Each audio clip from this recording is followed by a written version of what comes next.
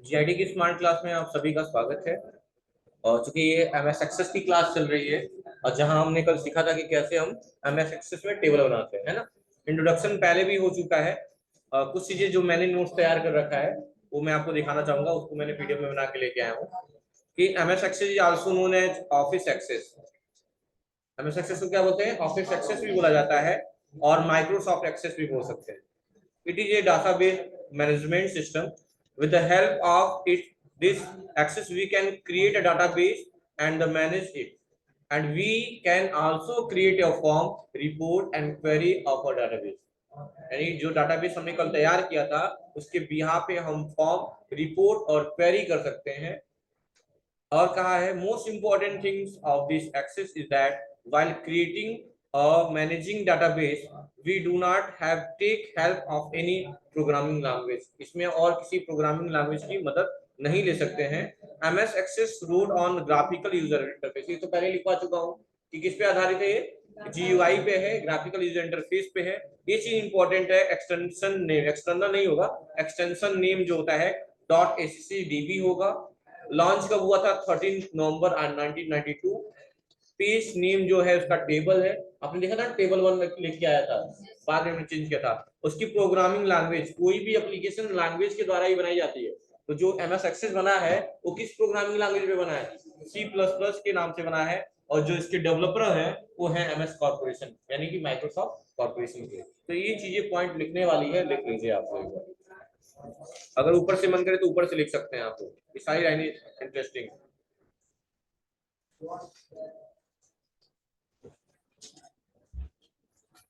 सुधार करिए स्वाति, बहुत तेज सुनता हूँ मैं बहुत तेज सुनता हूँ। उससे पूछ लीजिए क्या कहे। एमएस एक्सेस से अच्छे से लिखिए क्योंकि ये लाइन मैंने लिखा है कि आप किसी को एक्सप्लेन कर पाएंगे। क्या एमएस एक्सेस क्या है? एमएस एक्सेस को ऑफिस एक्सेस के नाम से जानते हैं, माइक्रोसॉफ्ट एक्सेस के नाम से जानते हैं। और क्या है? Database management. ठीक है, जहां स्पेलिंग समझ में नहीं आएगी पूछ लीजिएगा।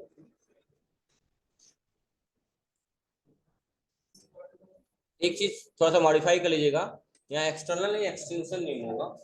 यहाँ पे एक्सटर्नल नहीं क्या होगा? एक्सटेंशन।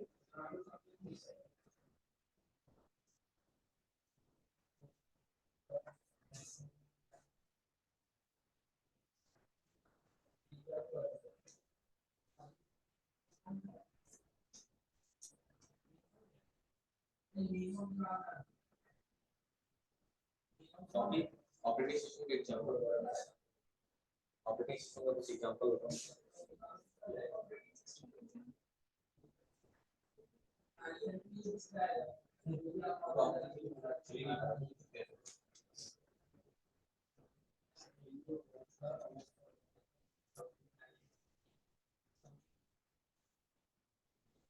हो गया। किस प्रोग्रामिंग लैंग्वेज में बना है? C plus plus. उसके डेवलपर कौन है, बनाने वाले कौन है?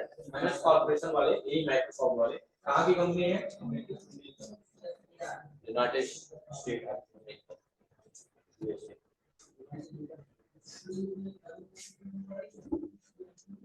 तो दिक्कत नहीं है ना अब? चलिए, तो टेबल वाला काम तो हम लोग लगभग कर चुके हैं, है ना।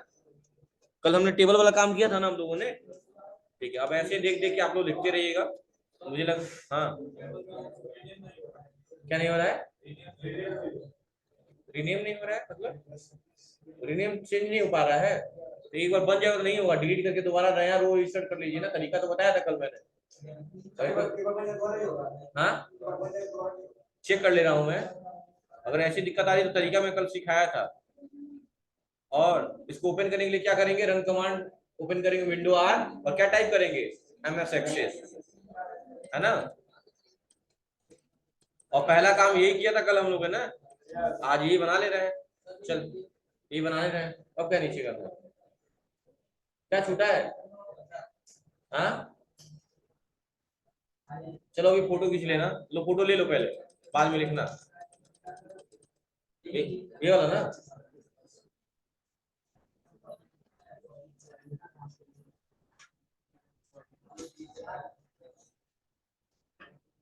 हो गया।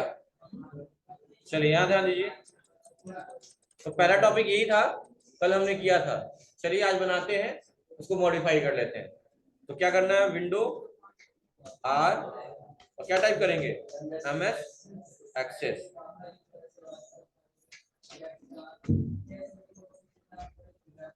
और हमारा 3 PM के नाम से बना हुआ है। हाँ, स्टूडेंट लिस्ट हो गई मान लो, इसका डाटा डिजाइन व्यू में आ गया। यही कह रहे थे बाबू? हाँ, स्टूडेंट लिस्ट में क्या है, ये वाला, इसको रीनेम करना है। क्यों नहीं होगा, राइट क्लिक करिए, अच्छा ओपन रहेगा तो नहीं होगा, क्लोज करिए, सेव एंड क्लोज कर दीजिए, राइट क्लिक करिए और यहाँ एक ऑप्शन आएगा रीनेम का, स्टूडेंट लिस्ट 24 कर देना है, 24 इंटर करिए, हो तो गया 24। हाँ तो ओपन करोगे कैसे होगा, जब भी कोई फाइल ओपन रहती है आप उसमें बदलाव नहीं कर सकते हैं, समझ रहे हैं ना ये बात? हाँ चलिए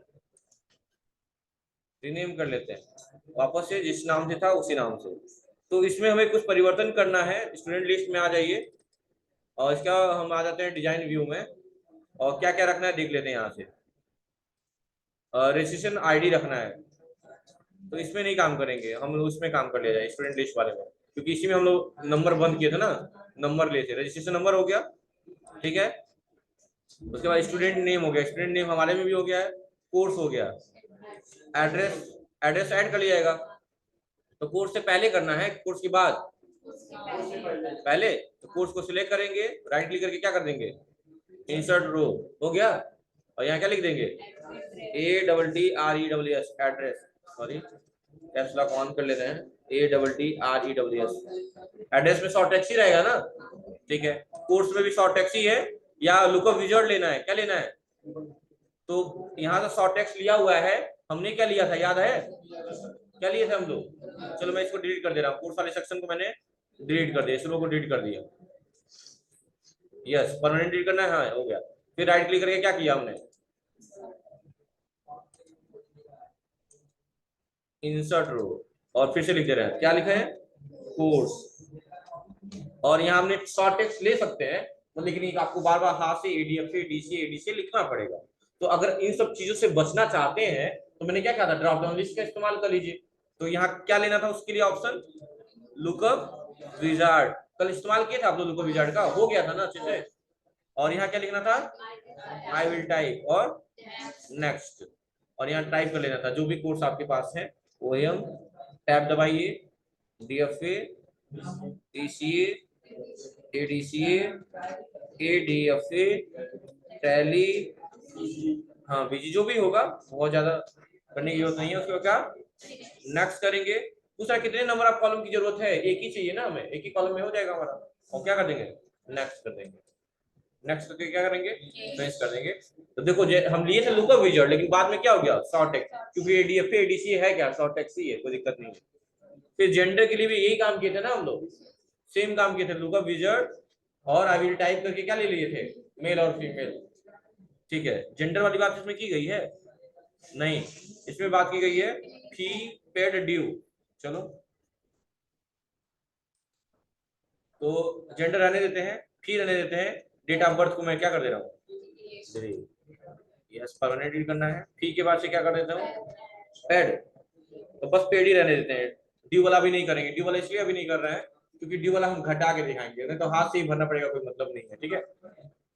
और ड्यू वाले में क्या करेंगे, पेड वाले में नंबर ले लेना है, क्या लेना है यहाँ पे, नंबर ले लेना है, ठीक है। पेड के बाद क्या है, ईमेल आईडी ले लेंगे,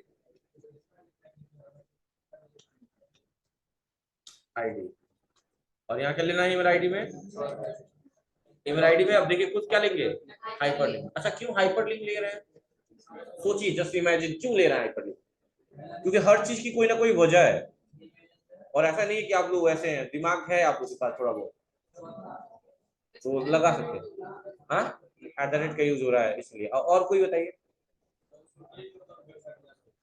हाँ बोलिए, जो आता है बोलिए, गलत सही देखा जाएगा, बात की बात है, बोलिए। ठीक है, क्या नाम है आपका, टोपी के बगल में, आप ही रजिस्टर में खड़े हो जाओ, ईमेल आईडी कितनी चीजों से मिलकर बना होता है? इंटरनेट तो पढ़ चुके हैं ना आप लोग। ईमेल आईडी कितनी चीजों से मिलकर बनी है? ईमेल आईडी नंबर से कितनी चीजें मिलकर बनी है? ईमेल आईडी आपकी कितने भाग है? ईमेल आईडी के कितने पार्ट्स हैं? ईमेल आईडी के 3 भाग। कौन कौन से? हाँ ईमेल, हाँ हाँ हाँ बताओ, तुम्हें बता रही हो, बताओ कितने भाग में बटा है? सिर्फ इतना बताइए। मैंने नहीं पूछा क्या क्या है उसमें, नहीं पता, लेकिन डिस्कशन होता रहता है। हाँ पीछे, जस्ट पीछे वो, हाँ खड़े रहिए आप ही पीछे उधर नहीं नहीं, उसके बगल में, पटवा के बगल में। हाँ नेक्स्ट बताइए। 3 भागों में किससे किस?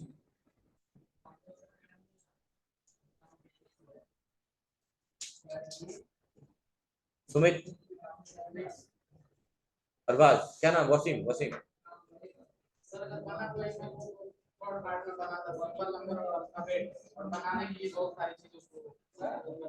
मैंने ये थोड़ी बहुत मिक्सअप है उसके। 3 भाग, भाग कितने हैं?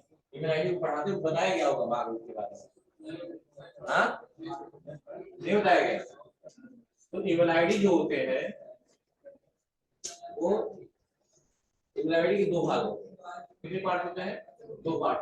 क्या क्या होते हैं? ईमेल आईडी से मैंने लिखा यहाँ पे सर्विस एट, हम नंबर भी लगा दिया @gmail.com, ये लिखा है ना कोई। तो ईमेल आईडी दो, ईमेल आईडी के 2 भाग होते हैं, 2 चीज है। पहला भाग जो होता है डायरेक्ट से पहले, उसे हम बोलते हैं यूजर नेम। क्या बोलते हैं उसे? और जो लास्ट होता है डायरेक्ट के बाद, उसे क्या बोलते हैं? Domain name. क्या बोला जाता है? Domain name. तो ईमेल आईडी कितनी चीजें मिलकर बनी होती है? 2 चीजें मिलकर बनती है। किससे किससे? यूजर नेम और डोमेन नेम। क्वेश्चन ये आता है आगे क्लासेस में, जब स्टैंडर्ड क्लासेस में जाएंगे आप, या लैंग्वेज पढ़ेंगे या फिर पूछा जाता है ईमेल आईडी को कौन है जो जोड़ने और अलग करने का काम करता है? कौन है जो यूजर नेम और डोमेन नेम को जोड़ने या अलग करने का काम करता है? तो कौन है? @read बोलते हैं इसको। यही है जो जोड़ने का या अलग करने का काम। ईमेल आईडी कितनी चीजें मिलकर बनी है? कितने भाग हैं? 2 भाग है। कौन कौन से? यूजर नेम और, तो आप लोग भी डायग्राम बना के लिख लीजिए, आप लोग अपने नाम से बैठ जाएंगे। ये सब चीजें पता होनी चाहिए।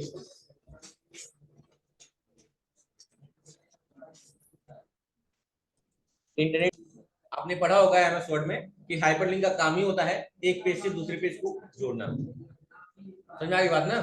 ईमेल आईडी भी वैसा ही होता है। ईमेल आईडी कितने चीजों से मिलकर बना होता है? कितने भाग होते हैं? 2 भाग। कौन कौन से? एक यूजर नेम और दूसरा डोमेन नेम। दोनों को जोड़ने का काम कौन करता है और अलग करने का काम कौन करता है? ठीक है, याद रखिएगा। ऑप्शन आते हैं 2 3 4 5, तो कई लोग 3 समझ लेते हैं, यूजर नेम, डोमेन नेम और @ 3 समझ लेते हैं, लेकिन 3 नहीं है, सिर्फ 2 है। ठीक है, तो हम हाइपरलिंक इसलिए ले रहे हैं ताकि अगर ईमेल पे कोई क्लिक करे तो तुरंत वो कहां लेते जाए? हमें जीमेल वाले सेक्शन पे ले जाए। तो लेकिन इसमें क्या होता है, एमएस का ही एक पार्ट होता है आउटलुक।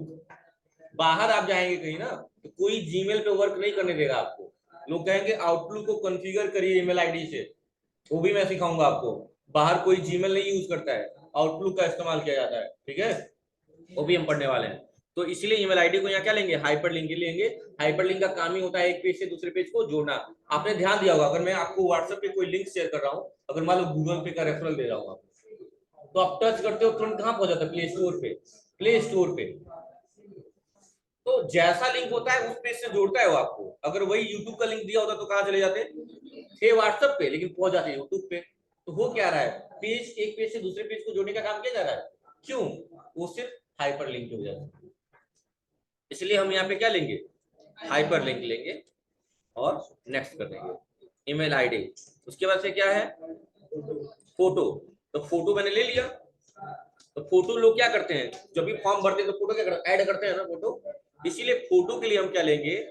टेक्स्ट लेना नहीं है, long text, number, date and time से मतलब है नहीं, करेंसी से मतलब है नहीं। आप यहाँ ले लेंगे क्या? अटैचमेंट। फोटो हम अटैच करते हैं, लगाने का मतलब क्या होता है? अटैच करना। चिपकाना को क्या बोलेंगे? स्टिक। स्टिक, चिपकाना। और जोड़ना बोले या लगाना बोले तो क्या बोलेंगे, अटैच बोलेंगे। क्या बोलेंगे, अटैचमेंट ले लेंगे, अटैचमेंट हो गया। और लास्ट क्या है आपका, मोबाइल नंबर, MOB। हम ले चुके हैं क्या मोबाइल नंबर, नहीं लिया है, MOB। तो मोबाइल नंबर में आपने देखा था शॉर्ट टेक्स्ट भी ले सकते हैं, कोई दिक्कत नहीं है, या नंबर लेंगे तो नंबर में काम नहीं हो रहा था, लॉन्ग टेक्स्ट लेना पड़ रहा था, है ना, क्यों, क्योंकि 9 नंबर से ज्यादा होगा तो दिक्कत करेगा। तो यहाँ पे ले सकते हैं लॉन्ग नंबर या शॉर्ट टेक्स्ट ही रहने दीजिए, देखा जाएगा, अगर दिक्कत होगी चेंज कर लेंगे।